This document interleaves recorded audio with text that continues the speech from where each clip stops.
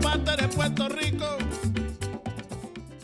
Hey everyone, and welcome back to Jeff and Joe's Puerto Rican Kitchen, where we show you how to make easy, authentic Puerto Rican recipes. Today, we're going to be making the quintessential Puerto Rican street food, Alcapurrias. If you've been to Puerto Rico, if you've been to Kioskos de Pinones, if you've been to any of the major street festivals like La Fiesta Patronales, like you've definitely had an alcapurria because they're just everywhere. So what's an alcapurria for those of you who haven't been? Well, it's basically a deep fried fritter, right? You're gonna make a dough out of yautia, green bananas, and plantains. Then you're gonna stuff that with some ground beef, and then you're gonna deep fry it, right? It's basically like a pastel, but rather than boiling it in banana leaf, we're gonna deep fry it because that's how you make street food. So let's talk a little bit about what's in it. So for the dough, right, we've got yautia, we said that, green bananas, and plantains. This plantain is like halfway between green and ripe.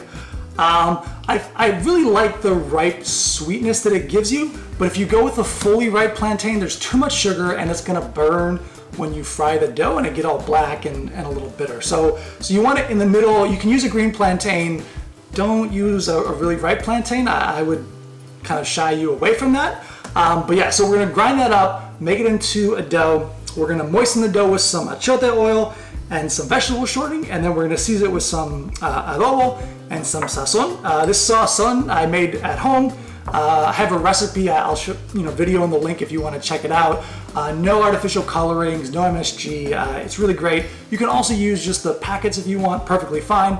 Then we're gonna stuff it with some picadillo. Again, a couple weeks ago we made a video of just how to make picadillo, so I'm not gonna repeat that there. Check it in the link if you want. And then finally, some equipment. I wanna talk about this, right? So in December, Jamari and I went to Puerto Rico and we visited Kioskos de Pinones. There's a video, it's cool, you should check it out. But one part of that was just crazy. We saw this guy making alcapurrias just right there in front of us, and he was like the alcapurria god. Like, I was just blown away by how crazy it was. Let's actually watch that video so you guys can see it. Esa de palo de goma. ¿De palo de qué? De palo de goma. ¿De goma?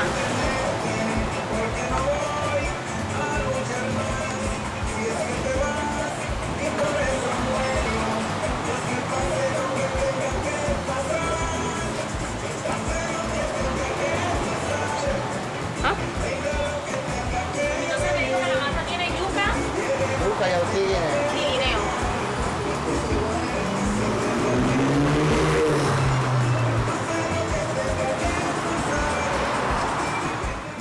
Crazy, right? Like, it just makes it look so easy. So ever since like I've gone there and I saw that, like I've just been dying to do it, right? So a lot of times in videos about alcapurria, what you'll see people do is they'll put down aluminum foil, they'll put oil on the aluminum foil, and then they'll use that to kind of shape the alcapurria.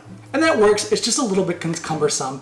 And the way the guy did it was just crazy, right? So he's got this rubber leaf, it's got that bend down the middle, he just throws in the dough, throws in some meat, scrapes it up, throws it in the fryer, like nothing. It just makes alcapurrias so easy. Now, I really wanted to try that, but I don't have any rubber trees around me, or at least I couldn't find any.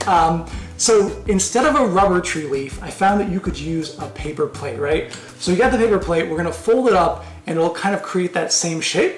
And then rather than the knife that he's using, we're gonna use an offset spatula. And it's the same idea, right? Like we'll use that to shape the dough and then kind of fold it over before we throw it into the fryer. Guys, this method is incredible. Like, I saw this guy, I knew I wanted to try it, so I want to share it with you guys. You're gonna love it. Let's get cooking. The first thing we need to do is prepare our dough. Start by peeling your yautia. There are different ways to do this, but I found the easiest is just to use a vegetable peeler. First, cut off the ends of the yautia and then use the vegetable peeler to remove all of the rough skin. As you peel the yautia, cut it into smaller chunks and place it in clean water. Next, peel your green bananas. To do this, just cut off both ends of the banana, then use your knife to score the banana's skin lengthwise in 3 or 4 places. Then you should be able to use your fingers to pull back the skin. Again, as you peel the bananas, place them into a bowl with clean water, to prevent them from getting discolored. Finally, peel your plantain. The approach here is the same as with the bananas. Just cut off both ends, then score the skin and peel it back with your fingers. Once all your starches are peeled, let's start making the dough. First, grate your yautia. As you are grating it, try and shake off as much water as possible in order to prevent the dough from getting too wet. Once the yautia is grated, transfer it to a clean bowl and then begin grating your bananas and plantain. Again, try to shake off as much water as possible as you grate them. Once your bananas and plantain are grated, move them to a bowl and replace your grater attachment with the chopping blade. Now return the grated banana and plantain to the food processor and blend it until all the pieces are finely chopped. You might need to pulse the mixture a little in order to make sure the mixture is homogeneously blended. Once your mixture is evenly chopped, go ahead and add your grated yautia to the food processor and keep blending until your dough is finely chopped. You might need to use a spatula to move the mixture around in order to ensure that everything is evenly processed. Once finished, your starches should be evenly chopped and look like wet oatmeal or cream of wheat. Then transfer your mixture to a clean bowl in order to season the dough. To season your dough, add the achiotte oil, the vegetable shortening, the sazon, and the adobo. Once everything's added, mix your dough until it is evenly combined. With your dough prepared, we are ready to start frying our alcapurrias.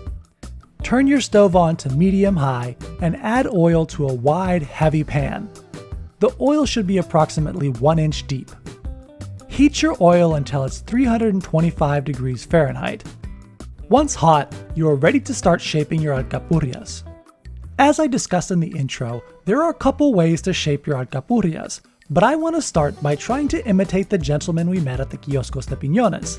To do this, take a heavy paper plate and fold it in half.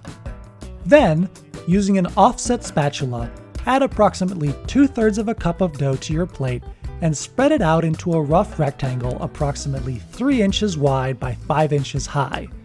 Then add some of your picadillo in the middle of the rectangle and push it down lightly into the dough. Once your filling is in place, fold the sides of the dough back over the filling and smooth out the surfaces. If there are any parts where the filling is showing through, just add a little bit more dough. Once your alcapurria is shaped, use your offset spatula to scoop it up off the plate and place it into the hot oil. Now keep going with the rest of your alcapurrias. Place your dough in the middle of the plate and spread it out into a rough rectangle. Then add your filling and gently pat it down before folding the sides of the dough up over the filling. Tap down the ends of the alcapurria and smooth the sides. Then pick up the alcapurria and place it in the hot oil.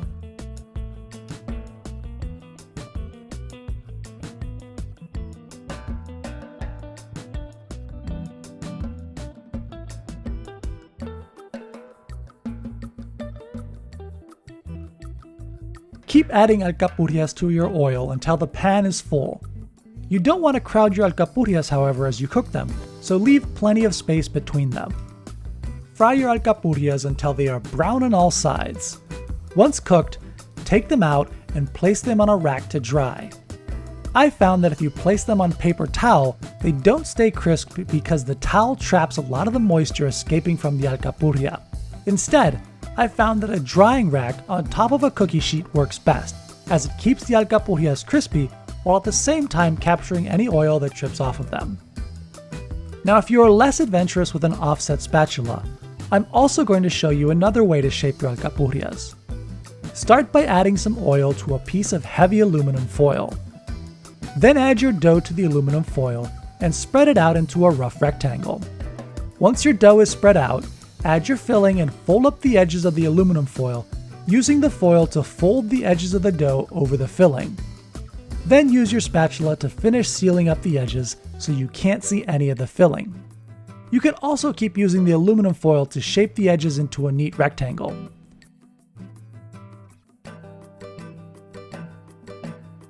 Once shaped, Just move your aluminum foil next to your oil and slide the alcapurria off the foil into the oil.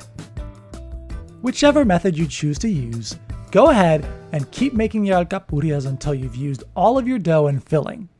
The recipe yielded 14 alcapurrias for me, but obviously it will depend a lot on how big you make your alcapurrias.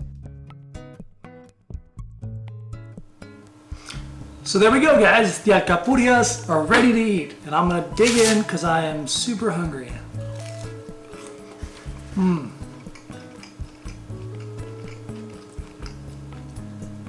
You're just right. You want them to be crispy on the outside, but then pillowy and nice and soft on the inside. Delicious. Guys, these are a great appetizer. Honestly, they're a great meal if you eat enough of them. And so a couple of things I want to talk about. First is the shape.